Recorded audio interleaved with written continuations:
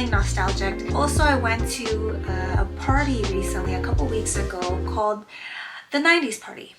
So that was hosted by Euro Nation, and it was mostly dance and freestyle music.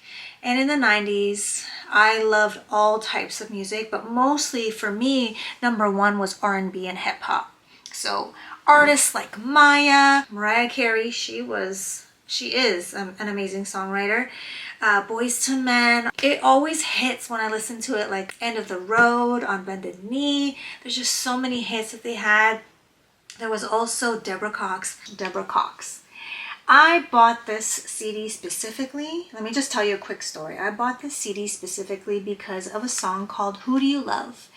And that music video, I used to love that music video. Her vocals are amazing. So she's a Canadian artist, R&B artist, and I used to love singing Who Do You Love? And so what would happen is in the cafeteria in high school, there were some days where there was a karaoke lunch hour, and I would be singing, and one of the songs I sang was Who Do You Love?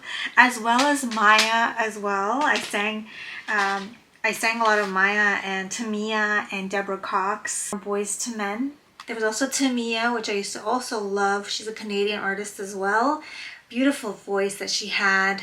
Brandy and Monica. Oh my gosh, Monica. Just one of them days when I wanna be all alone. Just one of them days. I used to love that song. Monica. Oh gosh, I used to love Monica and Brandy especially. There was so many songs. And of course, Selena and Ace of Base. Ace of Base was one of the first cassette tapes that I bought. I bought a few.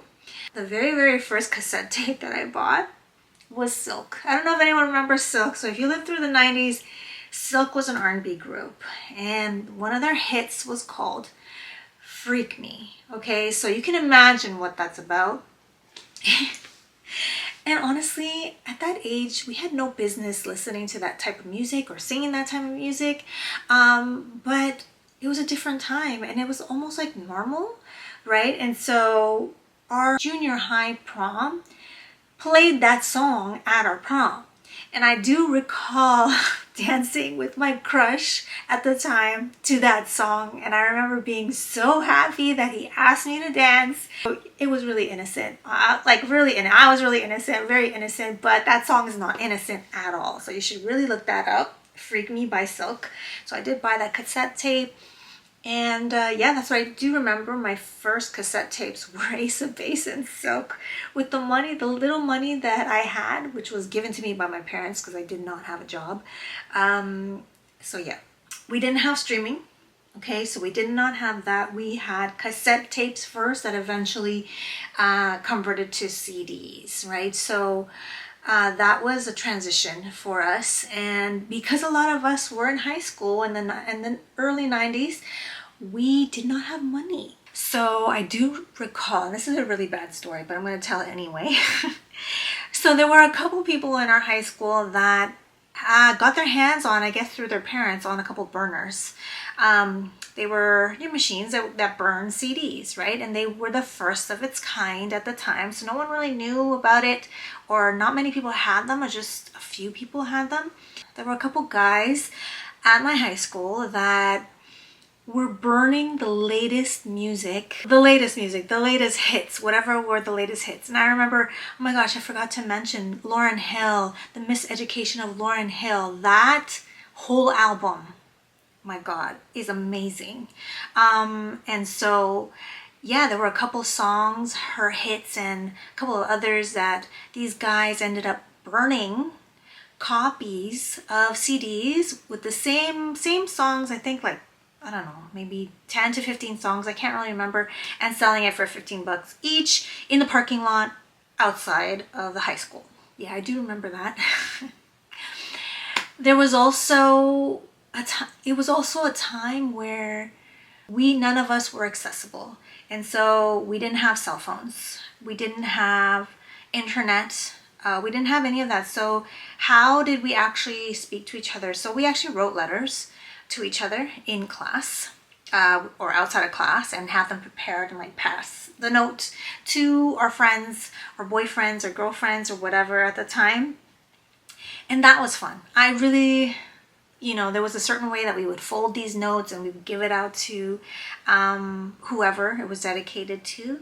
But it was the time that was taken, which I find really, really sweet, that to make these notes and write these notes. It's not like text. It was different, and just waiting for the person to kind of respond back and taking the time. It was just such a different time. There were a lot of public payphones around, and I remember in high school there was several public payphones if you needed to make a phone call to home for any reason. And so you had to carry 25 cents with you, and if you didn't have 25 cents but you had to call home, then you would have to call collect. And basically call collect was, you would basically call the operator and tell them that you want to make a collect call, and tell them the phone number that you wanted to call, and leave your full, record your own voice, your first and last name, and whoever picked up on the receiving end would either agree to pick up the phone or not.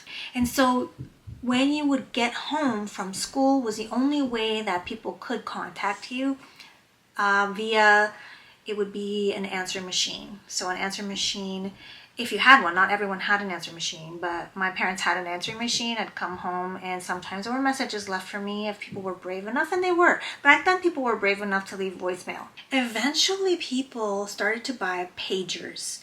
So if you don't know what a pager is, it was this little device, I don't know, something like that big, where you would literally page. I believe the doctors had it first, or like medical staff had it first.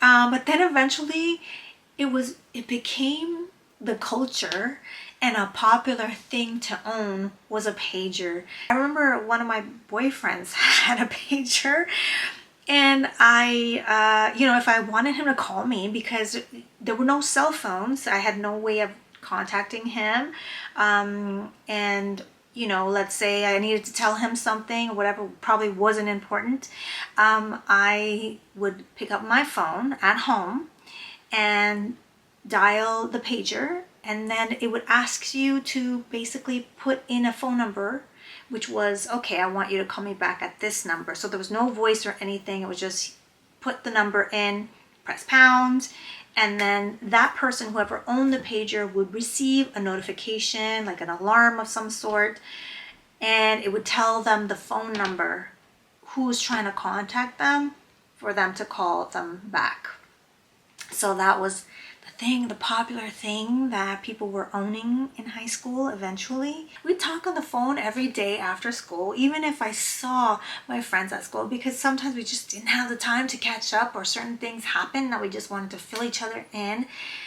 Those were such good times. But that was really the only time we were able to connect to each other, was in school or after school, when we were at home, or going to each other's houses, or hanging out places like the mall, or going to HMV, which was a record store that sold cassette tapes and CDs. And because we didn't have money, we would go to the sound booths that they had, so you can sample the CDs, the latest CDs that they had, which, sometimes you would buy it based, and that was the whole point of the sound booth, is that you would sample the CD or the whole album and then buy it based on that sample. But a lot of us did not have money, and we just go and listen to and sample the music. So when it came to fashion, the fanny packs were a big thing.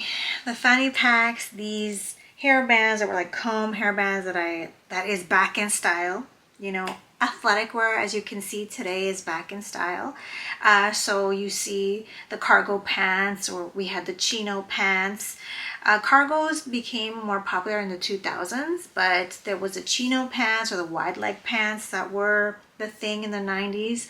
There was a lot of athletic wear, so there was things like Nike and Adidas were very, very popular. And I remember in terms of jewelry, even the jewelry itself, silver. Silver was the thing in the 90s. Not so much gold. Gold was not popular back in the day, but silver was a thing. I had Nike earrings, okay? That was the thing, to wear the Nike earrings and the logos and all of that stuff back in the day. So it's pretty much what we're seeing today. A lot of these things that we're seeing today is exactly what we wore back in the day. So that's why a lot of this stuff is just making me feeling very nostalgic. I used to watch Beverly Hills 90210. I mean, it was every week and I would not miss it. And if I recall, it was on a Wednesday. Wednesday evenings, I would watch it and I would experiment with makeup. And that was a time to learn and experiment with makeup and buying makeup at the drugstore and learning how to use eyeliner and the lip liner. And back in the 90s, the brown eyeliner was the thing to put on the lips. So brown or even black. Some girls put black around their lips. And then you would have some sort of, it was either reds or it was that they would mix it in with the color lipsticks reds. There was like deep colors as well. But there was also, for some reason, concealer. The actual concealer sticks people would actually use as the lipstick with the brown lip liner. You could not leave the house without that damn brown lip liner, which I used to wear. The micro brows was also the thing, okay? So there was a lot of damaging of the hairs and the brows at the time because we would literally take a plucker and pluck out the hairs. And it was because it was popular. If you saw it on TV, you saw the actresses on 90210, a lot of their brows were very, very thin. I used to love No Doubt and Gwen Stefani, and she had the really thin brows. So yeah, that was, I think, my inspiration to start plucking. When it came to movies, the internet, we didn't have any access to, so we would actually have to call a phone number, a line that was called movie phone, specifically to find out the movie times and what movies were playing, and if we wanted to actually rent movies. So we didn't have streaming, we didn't have the internet or any of that. We didn't have any of those like Netflix or any of those that didn't even exist. Social media didn't exist. There were basically retail stores, kind of like retail stores. You would go in and there were several of them, and at the time they were VHS tapes. And a very popular chain was called BlockBuster. And so if you wanted to watch a recent new release movie that's no longer in the movie theater, that has transferred into VHS tapes, so this is before CDs, there was a place you would go to called the BlockBuster. I can't remember the other names, but I remember going to BlockBuster. And so it was a whole experience. You would go with your partner or whatever at the time, whoever you were dating at the time, and it was just the whole experience of the two of you going in and renting a movie together. So you'd go in and there was shelves and shelves of movies, different genres of movies, and there was a new release section, which is probably the first place that I would always go to and see what was there. And then this whole thing of checking out, which was another adventure, because you then are picking there was like a bunch of like, snacks and, just like in the movie theater, a bunch of things that you can choose from. And of course you can never leave empty-handed. So that was always a fun experience, and it took some time. So it took some time to decide together what you're gonna watch together. It was almost like a date, right? So that's why I kind of miss that, and I love that experience. And then the whole thing where you would have to return the movie, there was like regulations and guidelines where you would have to make sure that you rewind the movie, and that wasn't a big deal. Just rewind the movie and bring it back during a certain time frame. Or if it's late, then you have to pay a fee. So that was during that time. I do miss that. I feel like that was just, yeah, it was just a time that you just can't replace. That carried on, not just in the 90s, but also into the early 2000s. So that didn't go away right away. Look at this. Dance Mix 95. If you look this up on Spotify or Apple Music, Dance Mix 95, I owned it, right? Janet Jackson, again, was one of my favorite singles.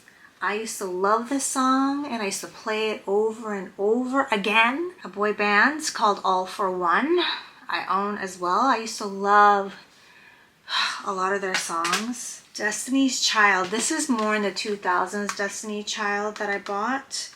Here's another. DLG, or like the Latin music, the salsa music. I used to love that. TLC. So honestly, I just wanted to come on here to really talk about that and the good times. It was just a different life, a different lifestyle. It seemed to be more calmer, it seemed to be more chill, less distractions. You know, we're distracted by so many things, and the gram, like what are you posting on the gram? There was none of that, right? It was just living life, living in the moment, and I really do miss those days. So I'm doing my best to continue to live in the moment and put my phone away and down, because it can really take away from the moment. So that's really all I wanted to just chat with you. It's been a while. I really hope you enjoyed a little bit of going back down to memory lane. If you're not familiar with the 90s, this is a bit of what the 90s used to be like. This was the culture. It was just more simpler.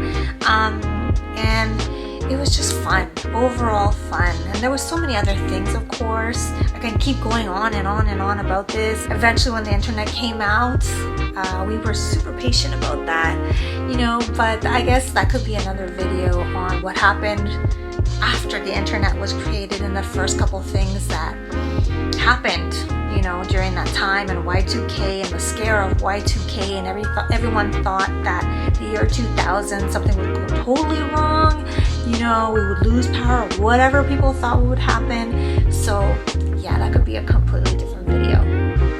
Anyways, I hope you enjoyed that.